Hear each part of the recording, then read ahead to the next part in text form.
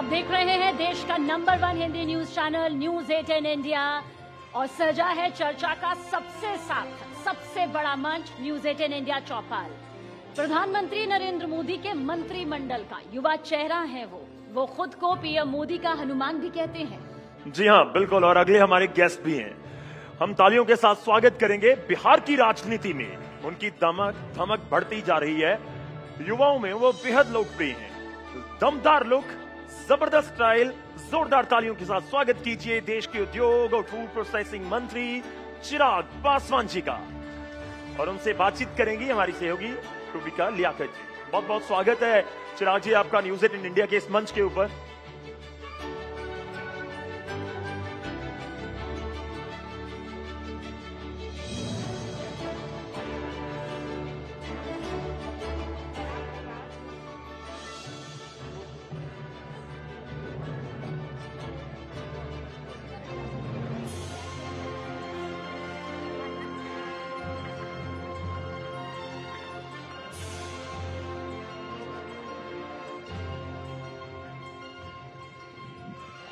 आप सभी को प्यार भरा नमस्कार।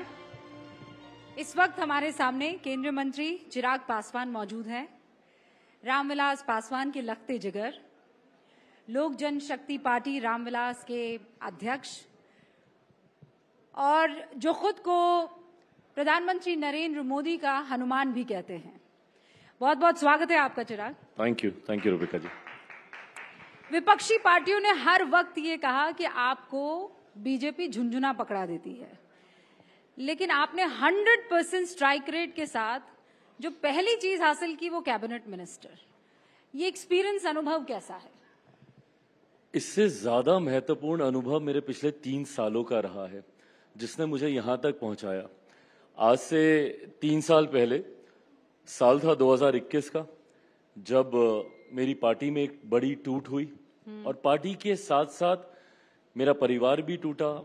मेरी अपनी चीजें मेरे हाथों से रेत की तरह फिसलती गई। And then Rubika ji, there was a point when I was left with nothing, not even zero, negative में मुझे धकेल दिया गया था। नेपोकिट का टैग लगता ही है हम लोगों पर एक ऐसी पार्टी जिसको मेरे पिता ने खून पसीने से सींचा था, मुझे मेरी ही पार्टी से निकालकर बाहर फेंक दिया गया था। वो 3 साल मेरे लिए बहुत महत्वपूर्ण रहे, जिसने मुझे जिंदगी का सबसे बड़ा अनुभव दिया। वापस से पार्टी को संजोना, वापस से खुद को खड़ा करना, खुद को प्रूव करना। ये 3 सालों ने मुझे जिंदगी के कई अलग अलग अनुभव दिए। मुझे लगता है उसके बाय प्रोडक्ट्स हैं ये सारी चीजें जिनका आपने जिक्र किया, बट अगर वो नहीं होते, वो 3 साल नहीं होते, तो मुझे लगता है आज मैं जहां पर हूं शायद यहां तक नहीं पहुंच पाता। तो आप ये कह रहे हैं कि जब एक मजबूत नेता बन जाते हैं तो फिर कैबिनेट मिनिस्टर और कैबिनेट बर्थ वगैरह संभालना आसान हो जाता है? संभालना आसान की बात नहीं, ये बहुत बड़ी जिम्मेदारी है। और झुनझुने का जिक्र आपने किया, कई मेरे विरोधी साथी भी इस बात का जिक्र करते हैं, पर मैं मानता हूं एवरी ब्रिक काउंट्स। अगर कोई एक भी ईंट अगर खिसकती है तो पूरी इमारत धर-धरा के गिर सकती है। ऐसे में मुझे लगता है कि सरकार का हर एक अंग, हर एक हिस्सा उतना ही महत्वपूर्ण है। And as an ally, as a minister, जो जिम्मेदारी मेरे कंधों के ऊपर है, मैं मानता हूं जिम्मेदारी को ईमानदारी से निभाना अपने में एक बहुत बड़ी जिम्मेदारी है, जिसकी तरफ मैं कार्य कर रहा हूं। आज जब हम बैठे हुए हैं, इससे पहले आपके एक बयान की खूब चर्चा हुई। इनफैक्ट आजकल आपके बड़े बयान वायरल हो रहे हैं। एक बयान उनमें से एक मैंने पिक किया है, पहले आपको वो सुनवाते हैं ताकि जनता को भी समझ में आ सके कि मैं किस बयान की बात कर रही हूँ। Please play. आज की तारीख में जो विपक्ष के द्वारा ये भ्रम फैलाया जा रहा है मेरी पार्टी और सांसदों को लेकर, ये उसी साजिश को हवा देने की सोच है जो 2021 में रची गई थी और जिसकी वजह से इन लोगों को लगा था कि शायद चिराग पासवान को ये लोग समाप्त कर देंगे, पर ना उस वक्त ये लोग चिराग पासवान को समाप्त कर पाए। और आज की तारीख में मजबूती से जिस तरीके से लोक जनशक्ति पार्टी एकजुट होकर न सिर्फ हम लोग लोकसभा का चुनाव लड़े, बल्कि 5 सीट लड़े, 5 की 5 हम लोग जीते। ये बयान क्यों देना पड़ा? मतलब आरजेडी ने आपको भड़काया और आप भड़क गए कि 5 सांसद आपको ये था कि आपने खुद टिकट सेलेक्ट की। एक वीणा देवी को छोड़ दीजिए तो सब आपके भरोसे वाले लोग थे। डर था कि ये लोग आपको छोड़ के चले जाएंगे? देखिए, अब इतना कुछ खोया है, इतना कुछ हासिल भी किया है खोकर, कि अब वो डर नहीं है. And honestly Rubika ji, I mean you know this gives you a lot of confidence जब आप चीजों को खुद संजोते हैं, और जो मैंने पिछले 3 सालों में मैंने किया. तो डर, मतलब फिल्मी डायलॉग के तौर पे नहीं कह रहा, बट डरता अब मैं किसी से नहीं हूं, और डर अब लगता नहीं है किसी बात का, क्योंकि जितना डर था वो सब मुझसे छीन लिया गया है. बहरहाल, मुझे जिस बयान का आप जिक्र कर रही हैं, इसका परिपेक्ष ये था कि मेरी पार्टी के बीच में पुनः उसी तरीके का भ्रम जिसका मैंने जिक्र किया. And right now it's very important for me and my party to focus on the coming Bihar elections.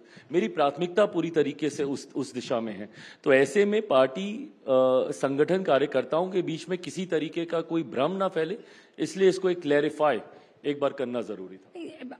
Party को ध्यान में रखते हुए आप एक के बाद एक 83 दिन में ऐसे बयान देते हैं 4 मुद्दों पर कि समझ में नहीं आता है कि आप मोदी जी के साथ हैं कि मोदी जी के खिलाफ हैं. मतलब राहुल जी का काम तो आप ही कर रहे थे. एक बात तो मैं स्पष्ट कर दूं आपको रूबिका जी, मेरा रिश्ता जो मेरे प्रधानमंत्री के साथ है वो एक ऐसा अटूट रिश्ता है कि कम से कम जब तक मेरी सांसें हैं तब तक मेरे प्रधानमंत्री से वो रिश्ता दुनिया की कोई ताकत नहीं तोड़ सकती. इस बात को मैं ब्लैक एंड व्हाइट शब्दों में वंस एंड फॉर ऑल मैं क्लियर करना चाहता हूं.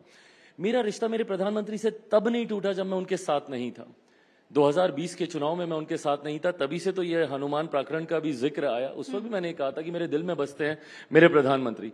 तो ये रिश्ता जब उस कठिन समय में नहीं टूटा तो आज की तारीख में तो कोई सवाल ही नहीं पैदा होता. पर जो प्रश्न आपने पूछा, हाँ, जो प्रश्न आपने पूछा रूबिका जी, देखिए मेरी अपनी एक पार्टी है, मेरी पार्टी की अपनी विचारधारा है, अपने सिद्धांत हैं, हमारी अपने कंसर्न्स, अपने प्रायोरिटी हैं. 2014 में भी जब हम लोग एनडीए गठबंधन का हिस्सा बने थे, and that was my entry in politics, उस वक्त भी मैंने कैटेगोरिकली बहुत क्लियरली इस बात को मैंने मेंशन किया था कि हमारा गठबंधन मुद्दों के आधार पर है. और किसी भी अलाय पार्टनर का अलायंस, किसी भी कोलिशन गवर्नमेंट में मुद्दों के आधार पर ही होता है. अगर आपके सारे एजेंडा, सारे विषय एक ही सोच के हैं तो you might as well be one party ना. फिर आप लोग अलग अलग दल क्यों हैं?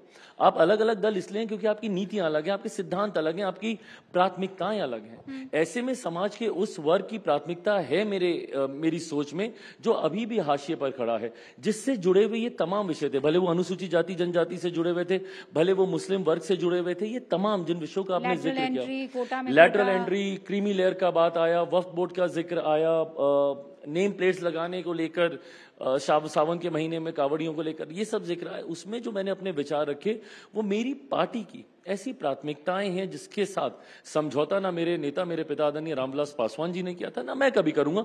बट मुझे खुशी इस बात की होती है कि एज एन अलाय, जो विपक्ष के लोग ये बोलते हैं ना कि भाई ये सरकार सुनती नहीं है, झुंझुना देती है अलायंस को, ये वही सरकार है जिसने अपने अलायंस की बात सुनी, समझी और उसके आधार पर फैसले लिए ताकि पूरी सरकार मजबूती से फैसलों में एक साथ दिखे.